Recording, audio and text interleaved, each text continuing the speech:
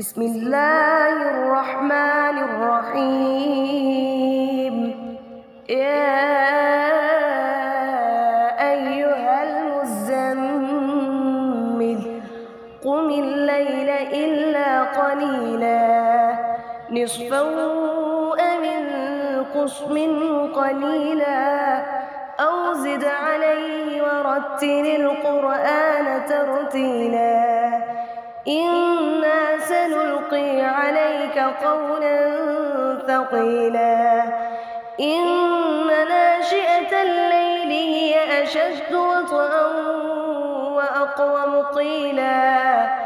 إن لك في النهار سبحا طويلا واذكر اسم ربك وتبتل إليه تبتيلا رب المشرق والمغرب لا إله إلا هو فاتخذه وكيلا واصبر على